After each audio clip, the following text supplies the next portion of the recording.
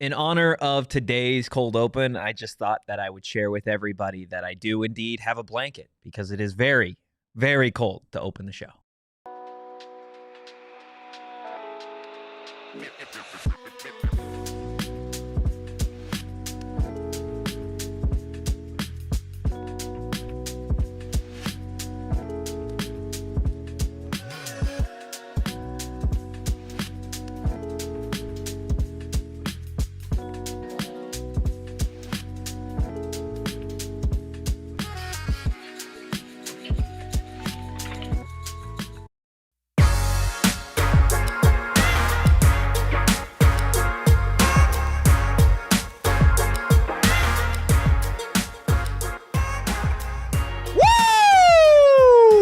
Happy Wednesday and welcome into the PHNX Sun Devils show presented by Branded Bills. Make sure you head to brandedbills.com and use that code PHNX for 15% off your first order. Hit that like button, hit the subscribe button, drop a 5-star review wherever you get your podcast. I am the Jelly Boy, joined as always by the Deli Man. Well, the Belly Guy is off today.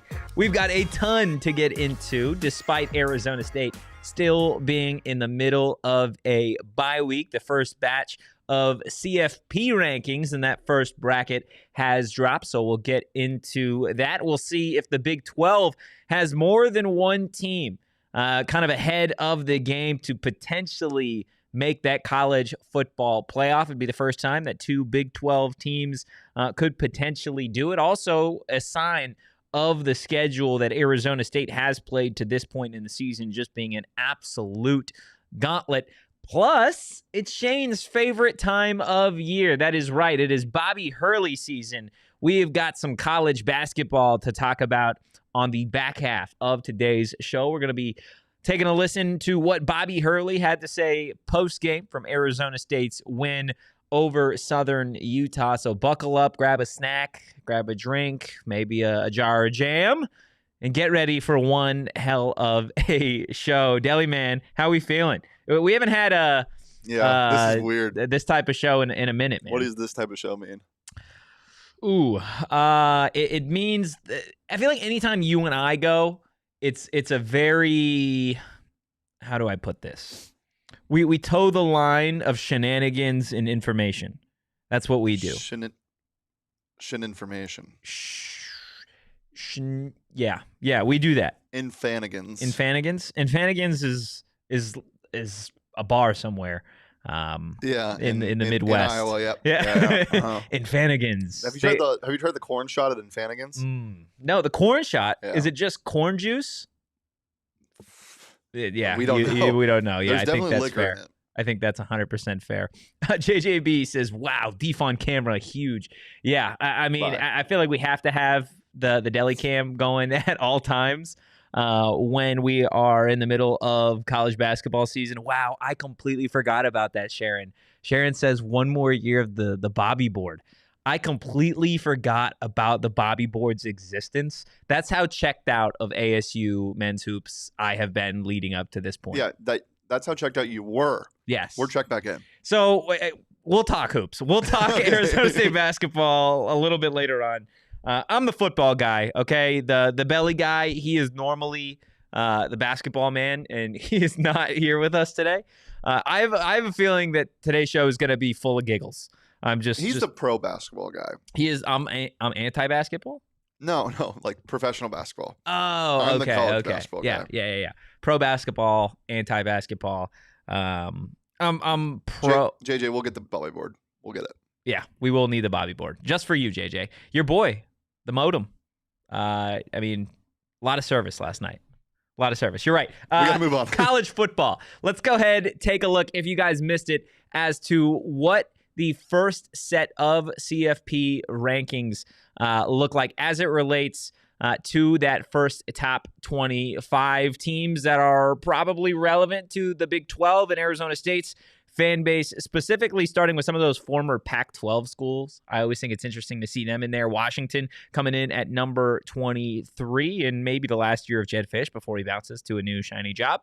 USC at number 19 still just feels gross to me. I just don't think the Trojans are that good. Shane, I really want to get your thoughts on this next one, though, before we continue to climb the rankings. Miami coming in at number 18 here. The ACC got absolutely hosed last night. Not a lot of respect at all for the ACC. What do you think on that? You don't think they actually deserve respect? No, I hate the ACC. Yeah. The ACC is a bum conference. Yeah. It's fine in basketball, but in college football, like, let's be real.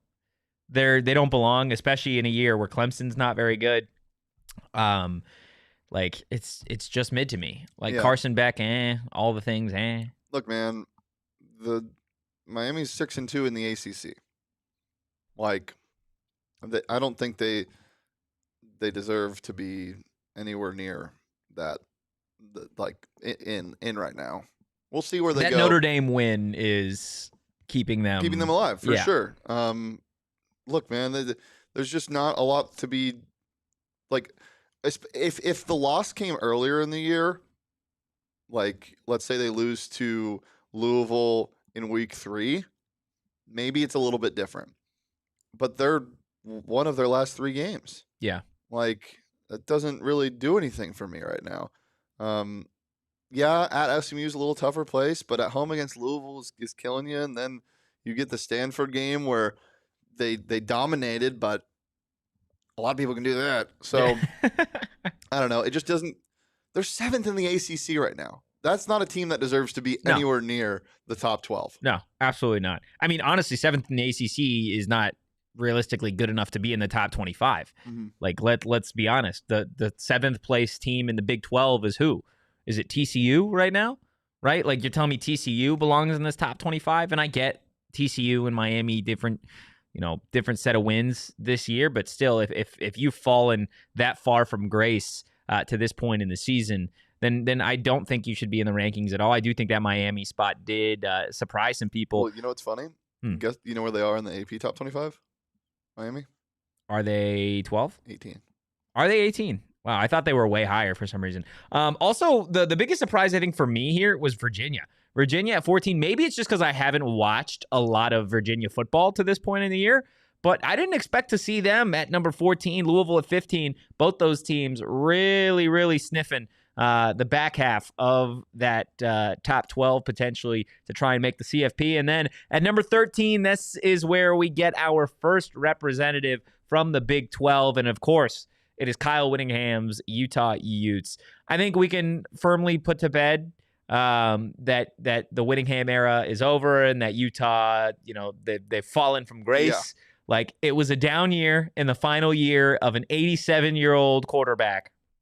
Kyle Whittingham and company, they're back. Honestly, love to see the Big 12 get 3 teams in the top 15. Hey, man, the biggest thing this told me is that the CFP likes the Big 12 more than they have in the past, and they like it more than the ACC. They like it more than the ACC, but they are prioritizing the Big 12 in their games more than the AP top 25 is, because Utah at 13 here is a lot higher than 17 in the AP top 25. Do you think that Arizona State's season last year at all potentially has played a role in how the committee views the Big 12? I think the Big 12 in general last year, like, has changed the perspective, and the Power 5 going to the Power 4, and them not really realizing how this Big 12 would react to a smaller or a bigger conference, I think has changed a lot.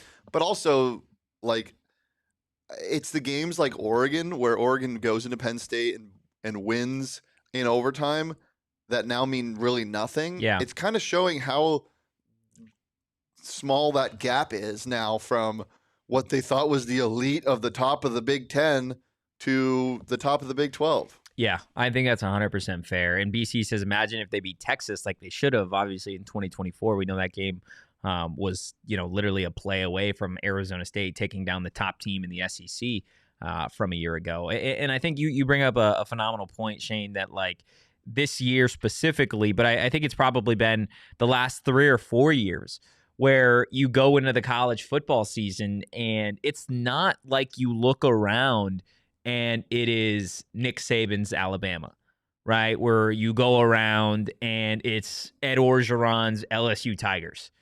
you don't look around college football right now, and I don't think you have really since the NIL era and the transfer portal era have heated up.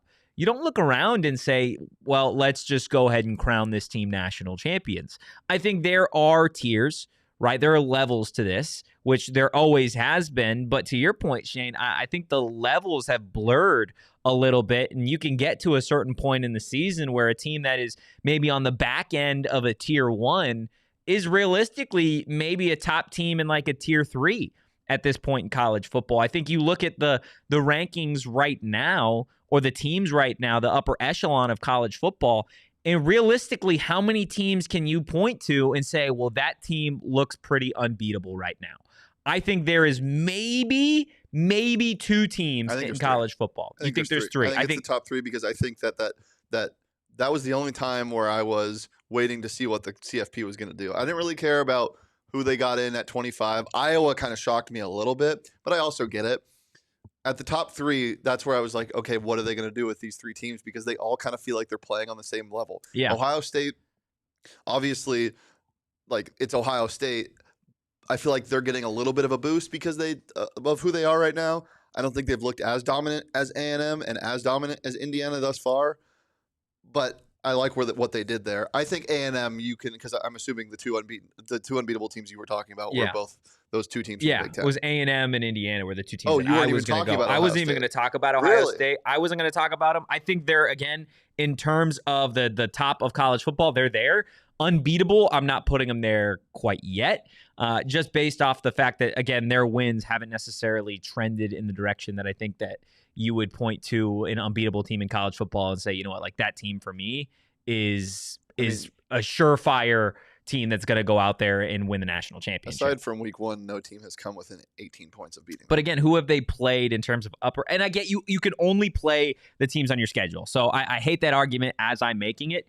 But I think for me, like, again, you mentioned the Penn State win doesn't really do much anymore. They beat Washington by a couple of touchdowns, which I think probably, it helps them considering that Washington is where they're at. Illinois has fallen off. I hear you with this argument, but then what makes you think that Indiana is more unbeatable than them? Indiana just based off pure quarterback play. I'm much rather taking their quarterback than saying.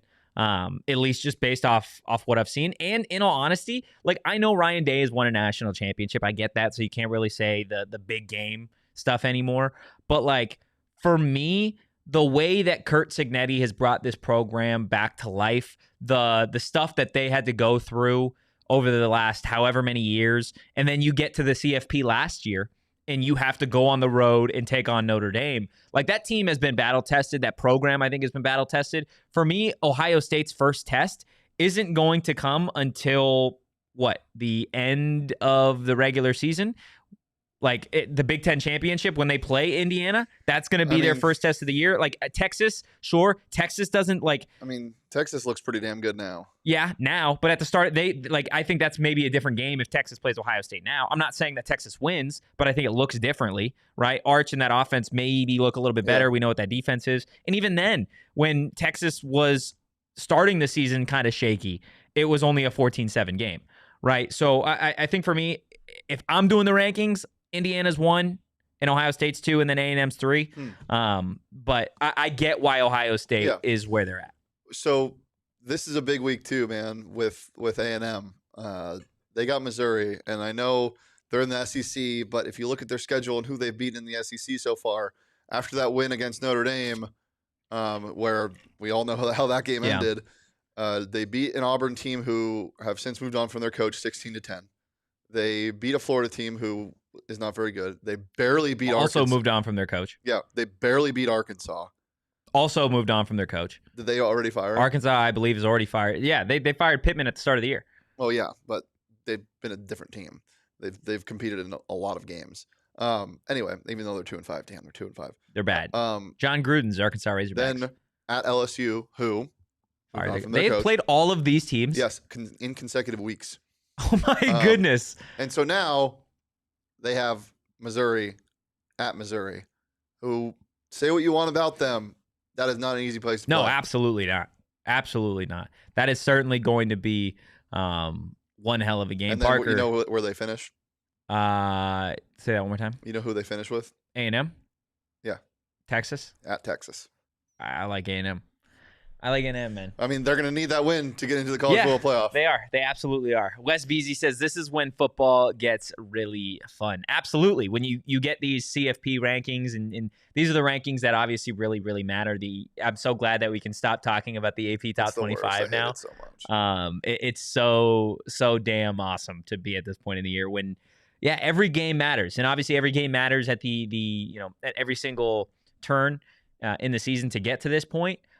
But now it is truly crunch time. This is where, not to be cliche, but like legacies are born here at this point in the season to get teams to the CFP. We've done the rankings. Let's go ahead and take a look at the top 12 and what the first round of the college football playoff would look like if it started today based off of the CFP's rankings. So quickly, 1 through 12 here are Ohio State, Indiana, A&M, Alabama, Georgia, Ole Miss, BYU, Texas Tech, Oregon, Notre Dame, Texas, and Oklahoma. With that said, 11 and 12, Texas and Oklahoma would be the first and second team out because, of course, you need to have a representative from all 4 major conferences. You need a conference champion.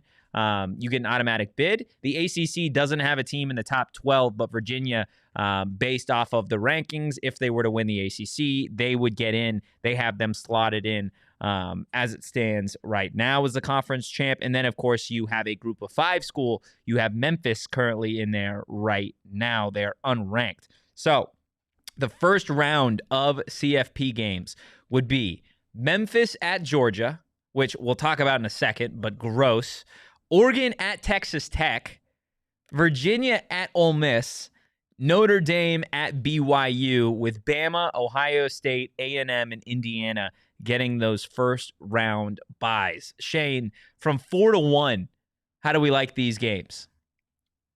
From 4, worst game, best game. I mean, this is why we should never expand from 12. Yes, ever. Agreed. 12 is the perfect. I love 12. It's perfect. Great. It's great. 4 teams should get a bye because it's football, man. Yes. You should deserve to get rest. Yeah, that's the point of being a top team in college football. Memphis at Georgia would be an abject disaster. That would set Memphis's program back decades. It would be it would be illegal in some countries. Yeah. I would rather see North Texas, the Mean Green, play Georgia, instead of Memphis, which is a real possibility, by the way. That could really happen. That's by far the worst. And then Virginia Ole Miss just feels like it has the biggest potential to get out of hand with that Ole Miss offense. Yeah. But man, Virginia, they're a fun team to watch. If you haven't watched, I mean, I understand why, but if you haven't watched them, you should tune in. Oregon and Texas Tech is number 1 to me. Objectively, I think the best game. That just sounds like such a slapper. Elite offenses, elite defenses. Feels like a game that could end 48-43. Yeah. So fun. And then I think Notre Dame BYU would be awesome. They'd be spamming quarterback power. You have that as the 1 or the 2? 2, yeah. 2. I agree. It would be so fun. But I'm also looking at these matchups in the second round that could be really fun. You're getting your Oregon Ohio State rematches. You're getting Georgia Bama again. It seems like they always find each other in these college Notre Dame playoffs. Indiana rematch. Notre Dame Indiana would be awesome. I mean, BYU Indiana would be fun too. Yeah. It's going to look nothing like this in 4 weeks. Absolutely nothing like this. Which is fun. Which is why awesome. You get to this point in college football and you're like, man, this is so damn cool. And again, to have 2 Big 12 teams in there right now, first set of rankings with another team right on the doorstep in Utah, I think, like you said, to kick this whole thing off, really does show that the respect is starting to be given to this conference in the Big 12. And maybe not given, but it's been earned, I feel like, at this point, because you go into Big 12 football any given week, you see Texas Tech, you see BYU, you see Arizona State, you see Houston, you see Cincinnati. All of these different teams can beat anybody any given week, and that's what makes it so damn fun.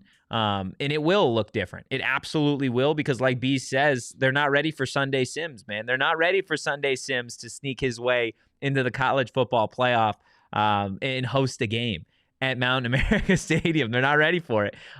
It would be so much fun to get to that point. Again, I think the Sun Devils are a ways away, but this for me does show just how difficult this Arizona State schedule has been to this point in the season. I want to continue talking about these CFP rankings, about Arizona State's schedule and what this first batch of rankings says about. And, of course, we'll hear from Bobby Hurley on ASU's win over Southern Utah. All that and more on the other side of this quick break. It's officially Scratcher season, ladies and gentlemen. 'Tis the season for over $80 million in prizes. I'm going to say that one more time, just in case you thought I misspoke. For over $80 million in prizes. Play holiday tickets from the Arizona Lottery for the chance to fill your stockings with cash. I know Shane does this every single holiday season. He loves stocking up at a bunch of gas stations, specifically Circle K, getting those Arizona Lottery holiday scratchers, throwing a couple in everybody's stockings to see who wins. Are you somebody that if somebody wins, if they win big, you get a little, like you get there's a finder's fee? That's, duh. Yeah. Come on. That's fair. 100% fair. Look, guys, there are 6 festive scratchers to choose from, including Cash Countdown, which is prizes up to $250,000. And then, of course, Candy Cane Cash, which smells just like peppermint. Ladies and gentlemen, boys and girls, they're made for gifting. Whether it's a white elephant exchange, a stocking stuffer, or just because, there's always a chance your little gift could be worth millions. Love to play and spread holiday cheer with holiday scratchers from the Arizona Lottery. Now, look, we love to have fun here at PHNX, and so do our partners, but in all honesty, we got to talk about something serious at the moment. If you guys are in an accident, you know somebody that's been in an accident or a serious injury, the lawyer that you hire does matter. And that is why the husband and wife law team should be the team, the family that you guys go to. Look, there's a bunch of different reasons that you guys should call the husband and wife law team. But for me, the best part about what they do is that you guys are going to have access to an attorney at all times. Never play phone tag trying to speak with your attorney, call your paralegal, schedule a time with your lawyer, and know that you guys are going to have the support that you need. The attorney always will find and make time to meet directly with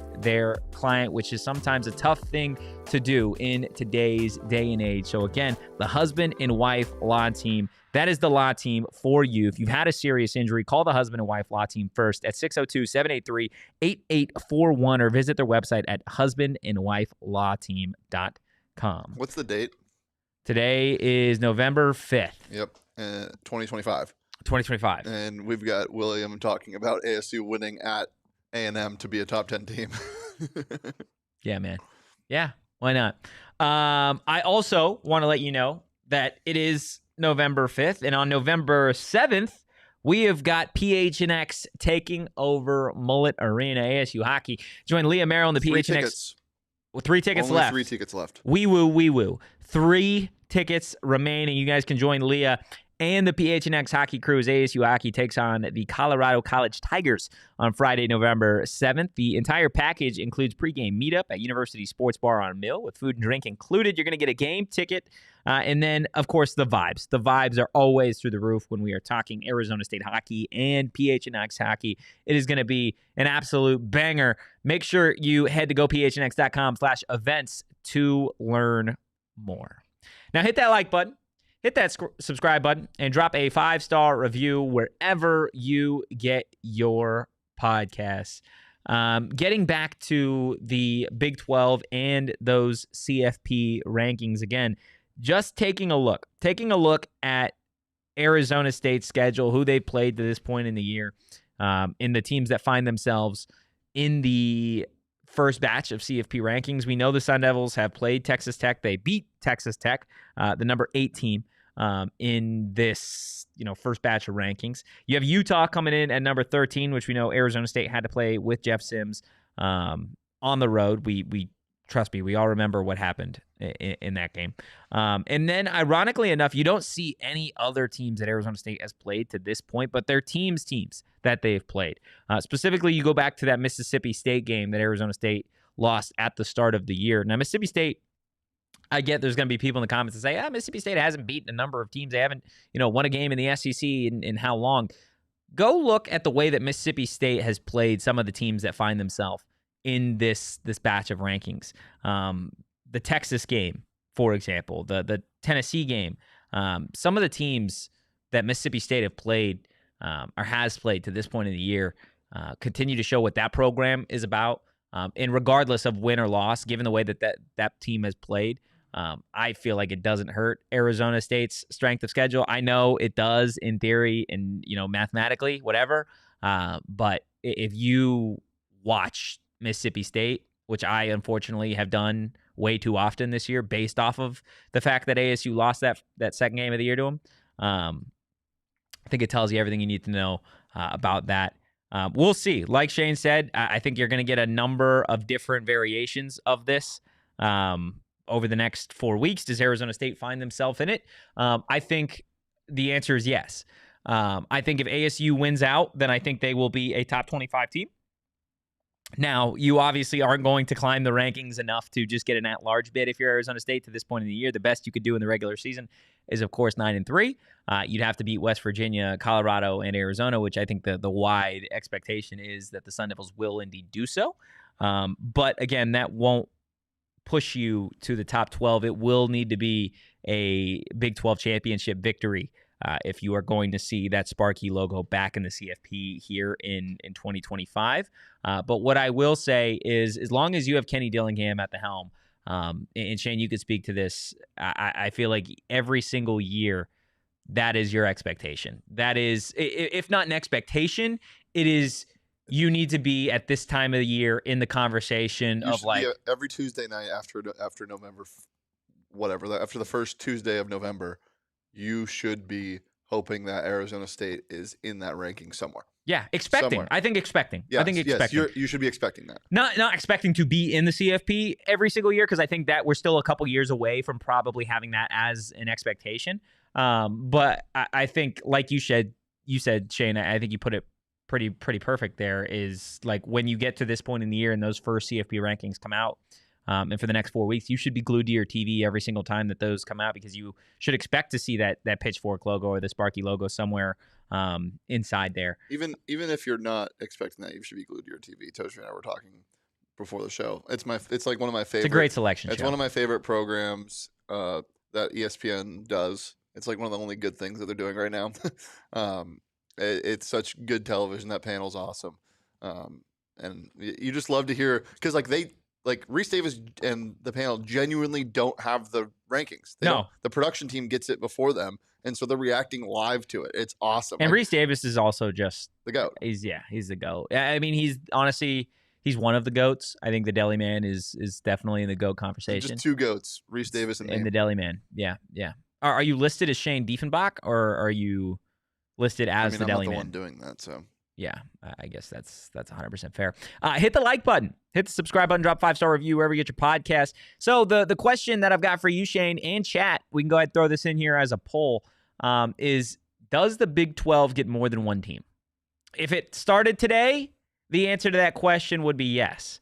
Now, I think we're going to learn a lot about that quote-unquote respect that we talked about earlier about the Big 12 when we get to the conference championship season.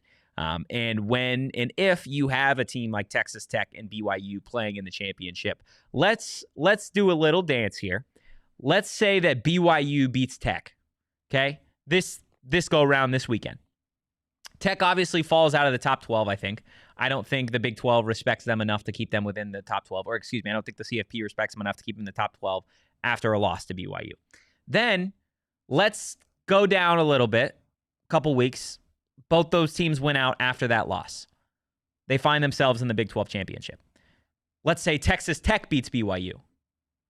Do you think we get a scenario where BYU gets left out? Where, as a one-loss team? As a one-loss team to the reigning Big 12 champion. So you're saying they beat Tech and then lose to Tech in the college or yes. the Big 12 championship? Because then Texas Tech would get the auto bid. Yeah, no, that's the path. Yeah.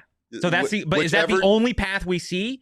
Or does Utah have to do? Can Utah do something crazy and not win the championship and get in as an at-large? Because right now they are not, like, if the season ended today, Utah is not in the Big 12 championship. What's their schedule going down the stretch? I think Utah has a relatively favorable schedule. See, that's not good. Down the stretch. No, it's not. It's not. But then again, we've seen top team at home against Kansas State. Yeah, you don't have at home against Kansas. They were 13, right? Though. Yeah, they were 13. So you win out. You obviously need people to lose in front of you. if they went out, is there a world where Utah gets in? There's a world where 3 Big 12 teams get in. Show me the world. How? The scenario you said where BYU loses Tech in the Big 12 championship after they beat them this week, and then if Utah wins out, there's a world where Utah is number 10 and they're the last team in. 3 Big 12 which would put teams. Which would put them playing in the Virginia spot, playing Ole Miss, and Virginia would slot into a 10, which would mean Notre Dame would probably get bounced out in this specific scenario. Which is weird because it feels like Notre Dame's almost a lock right now. Yeah.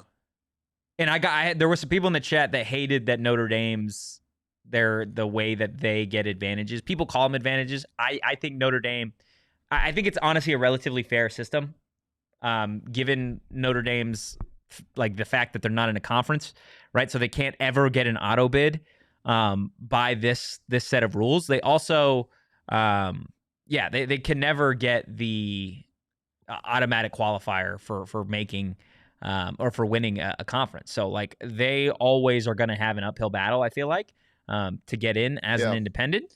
It's guys, it's very, very unlikely that they would get 3 teams in. Obviously, I'm aware of that because you would need Notre Dame to lose a game down the stretch. And I think Notre Dame has SC, which could potentially be interesting. But you also have to think about all the other. They already beat SC.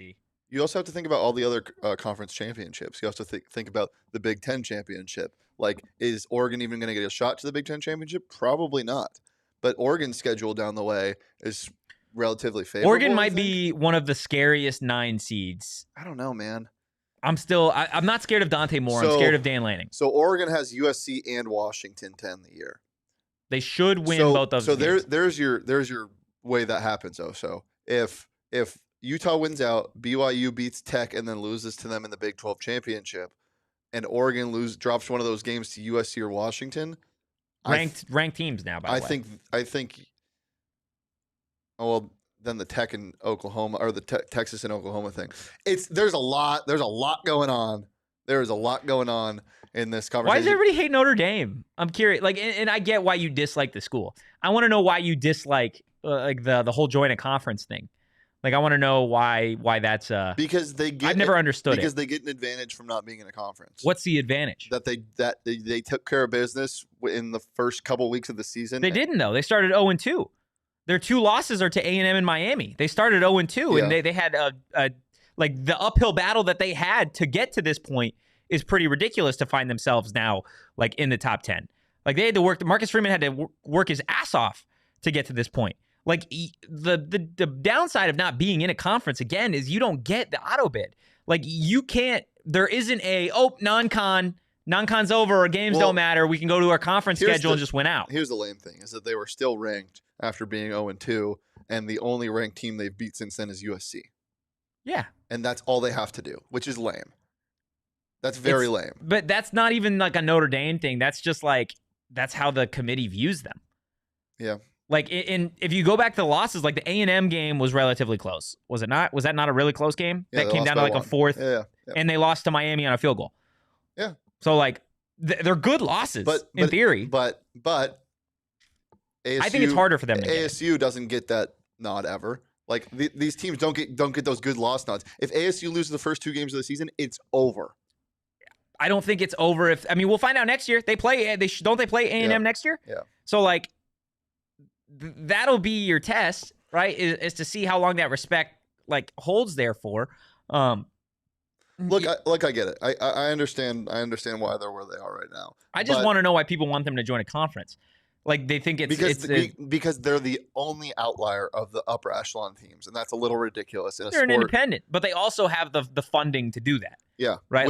Which inherently is the problem. It's they have the money to when other schools don't have the money to do that. You want your school to have a ton of money, then what? Build a bunch of. Never mind. I'm not even going to get to that. The school is also one of the oldest institutions. Like exactly. There's so much that goes into it. Also, like, and I'm not a Notre Dame defender. Okay, like I used to cover the school. I enjoyed my time there. Bias. The one year that Notre Dame was in a conference, they walked all over the ACC, won the conference, went to the playoff, and then Nick Saban walked all over them, and that was that. But like the one year that Notre Dame was in a conference for football, they won the conference. So like the ACC doesn't want them.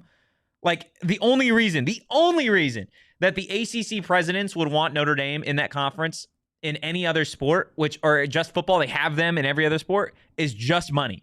Just so that when they played their schools, you get that fan base watching. Yeah. But as long as, like, Notre Dame, it doesn't make sense for them to join a conference based on their TV rights, man. Pizza Pies loves Notre Dame. Bill also saying Notre Dame can never get a first round bye. What advantage do they have? Yeah, that's what I'm saying. They don't. That's not a thing anymore. The first round buys? The first round buys are just the top 4 seeds. Yeah. So they can't get an auto bid, though, which I think is also, like, that's inherently a disadvantage. Every other team in the Power 4 can get an auto bid. Yeah, they get an auto bid. They don't get an auto bid just for being Notre Dame. Yeah, they do. No, they don't. Yeah, they do. Mm-hmm. They could be winless and they'd get in. No, Bill, the first round bye thing for conference winners is no longer a thing. They only did that for last year. Which is good. I like it, yeah. So now it's the top 4 teams in the country, 1 through 4, are the ones that get the auto bids. I mean, that's always how it should have been. Yep. It would have made things a little more interesting, I think, in the first round games last year, to see, like, Arizona State doesn't get a bye. Sharon and I on the same page. They kind of do get an auto bid. Whatever, guys. Whatever. Let's see. Hit the like button. Hit the subscribe button. Drop a 5-star review wherever you get your podcast. Lee Corso saying, yes, it's a Notre Dame thing. Are you serious? They've had advantage for nearly 20 years at least. And yes, Rudy was offsides. I'm not even going to talk about Rudy, man. I'm not even going to talk about that guy. How is the poll doing? Scone poll? Yeah, blueberry scone poll. Let me check. So the question we posed to the chat was, do you think that the Big 12 gets more than one team in the CFP? And 68% said yes. Wow. And I assume the teams are Tech and BYU. Yeah. Even though I'm still a non-believer.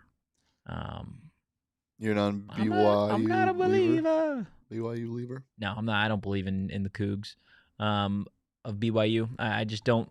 It's more so I don't believe in a quarterback wearing 40 whatever he wears. 47. Going to the college football playoff as a true freshman. I just don't see it happening.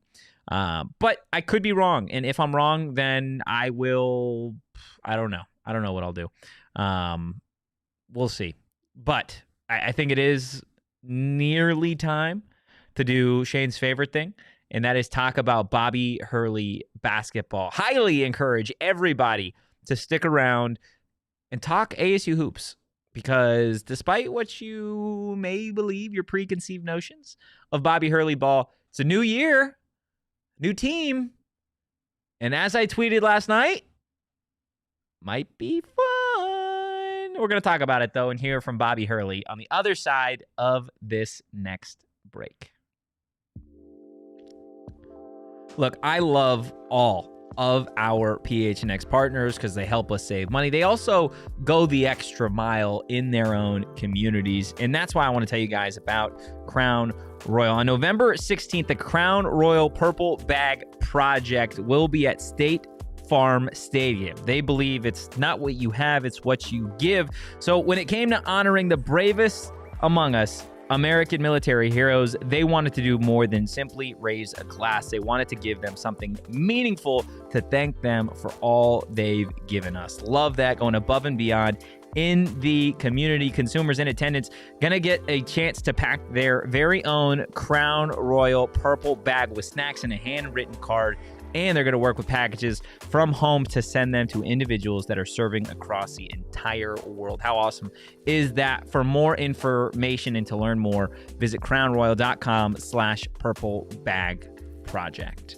Now, again, I love telling you about all of our friends and family and partners here at PHNX, and I want to take the next minute or so to tell you about our friends over at Gila River Resorts and Casinos. Of course, you got to do you, but go have some fun when you're over at Gila River Resorts and Casinos. Any of their locations, my personal favorite, of course, Wild Horse Pass. It's where we do a bunch of our PHNX events. So as the Arizona Cardinals season continues and as the Suns season continues to ramp up, be on the lookout for more PHNX events over at Wild Horse Pass. Or if you're somebody that just maybe wants to have fun, have a staycation, go check out the Vibes. They've got something for everybody. If you're trying to make some money, you could do that on the gaming floor or their sports book. If you want to hang out by the pool, you could do that. You want to steak dinner? Cool. If you want to hang out in a luxury room and get yourself some room service, well, nobody is going to stop you. But one thing you always got to remember is you do you at Gila River Resorts and Casinos. Visit playatgila.com for more details. BC in the chat, Cardinals are toast. Sign me up. I love toast. Love toast. Ain't that right, Deli Man? No butter, though. Just jam. Or jelly. Lee says, so, Anthony. I didn't like the comma after that. So, Anthony. If Notre Dame was in the Big 12 this year, would they have a conference loss? Well, that's a good question. It depends what their conference schedule would look like. I can't really answer it without knowing who they'd play. Let's say they have ASU schedule. If they have ASU schedule. I'm going to say no. I don't think they have a loss to this point. I think the Tech game is a one-score game, and I think Rice cycles at night, dude. There's voodoo magic. And the Utah game would be a one-score game. Those would be the two games that I would say for me. But in all honesty, I think if we got to a playoff format and they saw Utah, I don't think Utah wants them. I don't think Utah is going to be able to hang with Notre Dame. I get they've got a great offensive line. Notre Dame's defense year in, year out, their offensive line is what it is. That's like their bread and butter, getting back to toast. Like they live in the trenches, and they have done so for decades, and they'll continue to do so. I would take Notre Dame in that game. But we may get the opportunity to see. You may get a chance to see Notre Dame versus a Big 12 team, and I'll be repping Notre Dame on when that day comes. Unless it's Arizona State. Then I have to rep the Sun Devils. I get to rep the Sun Devils. Any other team, I'm taking the Irish. Come on. What do you think, Shane? You think they'd drop a game? Yeah. Really? You said that with confidence. I think they lose the Utah game. There's some stuff that goes on in that stadium at night, man. It's not easy to win there. You think Devin Dampier would beat that defense? Mm-hmm. Okay. If you think so. Maybe we'll see. That would be fun. And it could be a home game. No, it would be a home game for Notre Dame. Yeah, fun. You've been. That environment's awesome. Yeah. Shane just hates Notre Dame. No, I don't. I think that, it's okay. You can say it. The campus is beautiful. South Bend sucks. Yes. South Bend is horrible. I agree. There was a shooting down the street from where I was sleeping in an RV. Yeah, there was that every single week, every single day when I lived there. There's some horrific things that go on in South Bend. Campus is beautiful. Yeah, especially at night when it's snowing, Golden Dome, good stuff. Touchdown Jesus. Okay. Bobby Hurley basketball. Woo! From the Golden Dome and Touchdown Jesus to Point God Jesus himself, Bobby Hurley in the Arizona State Sun Devils. Shane, it happened. ASU men's basketball got the dub against Southern Utah, just like we all expected. Now, you asked me on this program yesterday if the Sun Devils would cover 17.5. Dude, don't even get me started. I'm so glad I didn't bet on it. Because actually, I kind of wish I bet on it because that was the best. My buddy and I were watching the game, and your buddy came over to watch the game with you. Yep, had a couple of brown sodas. Watched the game. It was fantastic. Love me a brown soda. Yeah, and you just knew he was hitting both those free throws to cover the 17.5. 81-64. Sun Devils get the job done. They know what they're doing over there. At DFA? No, I'd bet 365. Oh, yeah. They 100% know what they're doing over there. Shane, before we get to buy the numbers, I want to go ahead and hear from you as an ASU basketball sicko because it's time for Love the Play, brought to you by our friends at Arizona Lottery. Play and gift today. Shane, what was your favorite play of the game? I mean, there are so many to pick from. There are just so many to pick from. I think it's the sequence they ran down the floor without dribbling. Yeah, it definitely is. Where Jop finished on a slam. I believe it was Odom to Ford to True to Jop. I don't know. Whatever it was, It was beautiful. It was something that ASU basketball hasn't done. They haven't had a play like that in legitimately 4 years. The ball didn't hit the ground. It was team-friendly basketball. It was awesome. Yep, 4 passes without a dribble, JJB, ending in a slam. And I think what that play also told me is that regardless of the language barrier, this team can communicate on the floor. They all speak the same language, and that's hoop. That's ball. Will says Odom is the best true point guard that ASU has had since Trey Holder. Is it a little early, do we think, to give him that claim? It's early to say anything. I don't think you can say that without... I see it. Yeah, I see the ability. I don't think we can say that without seeing him play a Big 12 team, because the biggest concern is his size. Yeah. When it comes to a Big 12 guard, like if you get some of these guys, like I don't even. Yeah. If you get Jaden Bradley on him, like it could be rough. We will see. That being said, he's got great court vision. If the 3 ball is falling like it was last night, teams are going to have trouble staying in front of him. Yeah, I think that's totally fair. Let's go ahead and get to By the Numbers, presented by Desert Financial Credit Union, Arizona's #1 credit union, named by Forbes. Of course, the only number that matters is that final score. Arizona State coming out on top over Southern Utah, 81-64. The Devils had a night from the floor, shooting 49.2% to Southern Utah's 37.1%. It was raining from behind the arc for ASU, 39.1% to 16% flat for Southern Utah. Devils got out-rebounded just by 1, though, 40-39 in favor of Southern Utah. Team-friendly basketball in motion for the Devils, 17 assists to just 11 on the opposite end for Southern Utah. And then in terms of turnovers, ASU with 14, Southern Utah with 16. Something I really wanted to stick with here is the assists, again, for Arizona State, 17. The team-friendly basketball is something that I don't think we've seen enough of from Bobby Hurley's basketball teams over the last, I don't know, maybe half decade or so. And Shane, you can attest to it. It just feels like there is the biggest gripe, or one of the biggest gripes, from the ASU fan base about Bobby Hurley basketball teams is that it's ISO basketball. It's that I'm watching 5 individuals try and, beat whoever's in front of them. Without trying to get other players involved, without necessarily, kicking it for the extra pass, and just having some sort of fluid offense. That wasn't the case against Southern Utah. You brought up Mo Odom. Obviously, Will brings him up already as a talented point guard. I was really, really impressed with Mo Odom. I'm going to be honest. I went into that game last night with zero expectations. Zero expectations for this team, for what this would look like altogether. I was pleasantly surprised with how this team played as a team, as a group, as a unit. And I think, again, having Mo Odom lead this offense as a true point guard, which is kind of to Will's point, not something that Arizona State has really had over the last several years, could maybe get this team to be competitive in some Big 12 games. Now, am I going to sit here and say that after a 17-point win over Southern Utah that they're going to find themselves in the middle of the pack? No, because I think that would be irresponsible. But this is a team that already, based off of the first game, I think there are clear signs or clear reasons to be positive. And then I think there are things that obviously need to be worked on.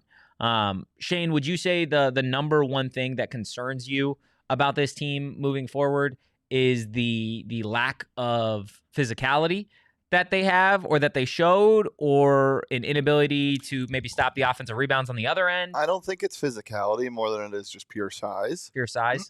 Because I think that down low, this team was pretty physical. The thing that probably concerns me the most is guard size. Like when you get into the Big 12 conference play, like let me pull up ASU's basketball schedule. Like it's difficult, by the way. I mean, obviously. But when you get into your first couple of games in the Big 12, you've got Colorado, who doesn't look as bad as everyone thought at first. We'll see. Game 2, you're at BYU. What's AJ DeBansta listed at? Big. Yeah. Big and large. 6'8". Yeah. 200 pounds. Big man. So, I mean, he's pretty skinny, but 6'8". Tall man. Not only does ASU not have a lot of guard size, their wing size isn't particularly big either. And you know, that might change when you get some people back. But right now you're looking at Mo Odom, who looked smaller than what he's listed at. Bryce Ford, who looked smaller than what he's listed at 6'4", 190. And Pig Johnson, who, you know, is awesome, but oink, oink. 6'3", 175 ain't going to get you very far. No, not against the 6'8" AJ Dubance. That being said, don't really think that is the defining factor of this team. I think the defining factor of this team is how well they can spread the wealth. When's the last time you've seen this, Totri? This many impact players. I had 4 spots on this graphic, and I had trouble putting all the people that impacted the game on it, because I think you could totally switch out Bryce Ford for Mukeba. I think you could totally switch out a guy like Trevor Best, who played really well, for Odom. Like, this is great. Yeah, I mean, the stat leaders from game 1, I mean, Pig Johnson, 17 points, 4 boards, shot nearly 67% from the field. He had himself a hell of a night. He feels like he's going to be the go-to scorer for this team when they need a bucket. Which is awesome, because he came off the bench. Yeah, which is wild. Masambe Diop, 14 points, 5 boards, 3 blocks. He looks absolutely massive out there. I loved what he did on both ends. Honestly, offensively, defensively, you have a true 7-footer that makes a difference. Mo Odom, I mean, he shared the rock, 8 assists, 9 points, 3 of 5 from 3. Like, exactly. I think he gave you everything that you want a Bobby Hurley point guard to give you. And then Alan Mukeba, 11 points, 6 boards, 4 blocks. Like, I didn't know what you were going to get with this team defensively. In all honesty, again, based off of, you know, him going somewhere else to recruit his players, right? I'm so used to this team playing ISO offense and team defense, really smothering team defense. So I didn't know if it was going to be, okay, we have team offense. Are we going to get like no defense now? And I was still pleasantly surprised with how this team played defense. I still have an issue with crashing the glass. Yeah. But that's not just like specific to this team. Bobby Hurley's teams the last half decade haven't been able to stop that. I'm not as concerned with the rebounding as I have been in the past. And Will, I know ASU started 3 guys over 6'11" last night. Yeah, I'm aware. That's why I pointed to the guard size more than everything. That being said, Gerbovich didn't move the needle very much for me. He's got to have a better game. Santiago Toure, if he's playing like that, I don't want him anywhere near the floor. And you did this all. I did this all. You beat Southern Utah by 17 points. The performance last night was good with your biggest swing guy that could impact a ton, giving you 0 points in Marcus Adams. Like, he did nothing. He was pretty non-existent. Bad. He's pretty non-existent in that game. Regardless, though, again, anytime you could start off the season, I think this way says a lot about, you know, this program, given what they've been through over the last 365 days, right? With the players leaving, all the discussion about Bobby Hurley not getting certain players. I was telling Shane before we even sat down for today's show, an NBA mock draft had just got released, and Jaden Quaintance is projected to go number 6 in the upcoming NBA draft, and Koa Pete set to go number 4. So there's a reality out there. Maybe it's the same one where Jeff Sims takes his team to the CFP, is where you have Jaden Quaintance and Koa Pete just dominating on the same floor wearing a Sparky jersey, which would be absolutely awesome, but that's not the reality we live in. But Arizona State, again, getting the 17-point win. This is what Bobby Hurley had to say right after the game, his opening statement, and just how important it is and was for this team to start off the year with a win. We struggled at the end of last year, and I told the team, you know, we hadn't won a game in a long time. So, you know, we had 2 close exhibitions, didn't go our way, had a lot of stuff going on in those games. So the program needed to win today and just get off to the right start. So mission accomplished there. It's hard to be like me to be overly enthusiastic, though, about just how we got there. And there's a lot of work to still be done, especially today defensively. We lost containment of the ball way too much. I thought we were too spread out on defense, not helping.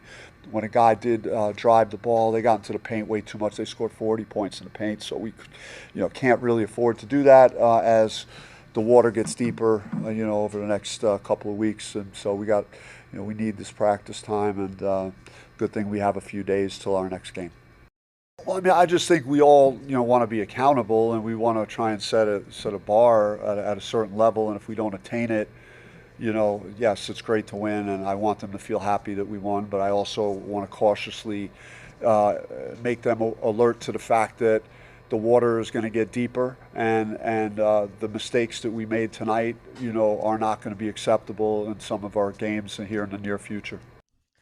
A lot to take from that. I want to start with just this program needed a win. Shane, I mean, you and JJB are the biggest ASU basketball fans I know.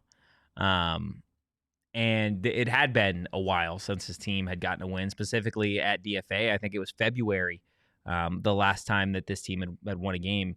And this is just to start off the year like this. I get the opponent, but he's right. This program needed to start off the year with a win. And I don't want to make it more dramatic than it is, but you don't look the way you did last night, or you somehow find yourself losing that game. I mean, the panic button would have been fully out, and you are fully stomping on it, right or wrong? If they lost? Yeah. It's over. It's over. Yes. 100%. Yes. You needed to field a roster that looked like this. This was the perfect pivot for Hurley. Like this type of team, it feels warm. And I don't want to be again like, oh my gosh, it's different. They're gonna make the tourney. No. But Bobby Hurley, his demeanor after the game, his comments not being satisfied, right? There's still a lot to work on, specifically his comment about, the water is going to get deeper. The mistakes that you make now may not impact the game the same way that they would, when Kansas comes to town, or when you have U of A down in Tucson, right? I think that's something that is good to see, because it did feel like at the tail end of last year, Bobby Hurley was going up there, and there were some wild quotes. What did he say? I don't know if I'm gonna wake up tomorrow. Yeah, he was saying some crazy stuff. So to see him like this, and it feels like he's back into college basketball season. I'm just happy that this team isn't just abject disaster. Yeah. Is that me saying that they won't finish 16th? No. There's totally a world where this team finishes 16th. Because what does Bobby's team? What do Bobby's teams do? They play really good in non-con and then die. That being said, if this team pulls off a win over Texas, who granted doesn't look great this year compared to what they normally are, pulls off a win over, God forbid, Gonzaga, what am I going to look like the next day? This isn't a roster where if they have a good night, they can beat anybody. No, that's not what this team is. That's what the last 3-4 years teams have been like. Oh, if everything aligns, they can win any given night. No. That being said, this team's ceiling is non-existent. We don't know where it is right now, because you don't know. And that's most teams. Yeah, you don't. There's so many unknowns. Noah Meeson. JJ, can I get a pronunciation guide on that? Obviously, he hasn't played yet. We don't know what he looks like. He's going to help the guard size. He's 6'5", can handle the ball. So we'll see what he looks like in this team. I would assume he's going to get a lot of run. But yeah, we will see. Mr. Meeseeks. Will says, does Bobby save his job this year with 15 wins? 15? No, he's not. Big Drip James says he needs to win 20. I don't know if 20 will do it. 20 in the Big 12, I think, would do it. You have to do something in the tournament. You can win all the games in the regular season you want. It does not mean anything. What if they're a 10 seed? Did they win a game in the tournament? What if they're a 10 seed? If you get balanced, and it doesn't matter. You think so? I know so. I know for a fact that it is going to take more than 20 wins and just making the tournament to keep your job. You got to do a lot more than that if you are going to get a new contract, because that's what it is at this point. It's not just like, oh, he's keeping his job. It's like, no, we're now having to make another commitment to you for more than 1 year, right? That you're going to be the head coach of this program. So Bobby Hurley effectively needs to have maybe his best season that he's ever had at Arizona State to keep his job and potentially get an extension. But I think this year could do a lot for him in terms of his career, even if it's not at Arizona State. So both parties, both sides have a lot to gain from this 2025 season. But of course, there is still a whole college basketball season ahead. No post-game shows for ASU men's basketball on the docket as it stands right now. We will see what the season continues to look like, but that is... There will be post-game shows for ASU basketball. At some point. Not consistently. We'll have some conversations about the non-con games, but I would assume once we get to Big 12 play, we'll probably do, 3 to 5, depending on how the season's going? Depending on how the season's going, yeah. If that being said, JJ, if this team starts Bobby Hurleying a non-con again and they beat one of those teams I mentioned, like Oklahoma, you'd best know that we're doing a post-game show. You best believe Deli Man's going to be fighting for it. Yes. JJ, yes, that will happen. There we go. Guys, that's going to do it for today's episode of the PHNX Sun Devil Show. Yes, Deli Man. Sorry, I'm changing my love the play. Okay. It was definitely when Jop got a rebound, turned, took 4 dribbles, and dunked. That was awesome. He might be my favorite player in the team. Oh, for sure. Over Pig Johnson over Dude, here? he might get drafted. Yeah, he's fun. He's fun. After one game. He might get drafted. Hit the like button, hit the subscribe button, drop a 5-star review wherever you get your podcasts. That is going to do it for today's episode of the PHNX Sun Devil Show. Of course, Eric Ruby, the gut guy. And this is your last day ever. It's not my last day ever. Oh. I'll be back next week to get everybody ready for Arizona State and West Virginia. But it will be Rubus and Guest and Deliman until further notice. So you guys are blessed to have them leading the charge. If you enjoyed today's content, give the show a follow at PHNX_Sun Devils. You can follow me at Anthony_Totri. You can follow the Deliman at Shane Deef. Just delusional as always. ASU is going to win 23 games. And the boys will see you on Thursday, and I'll see you next week. In the meantime, go Devils. Peace. We all silly like the mayor.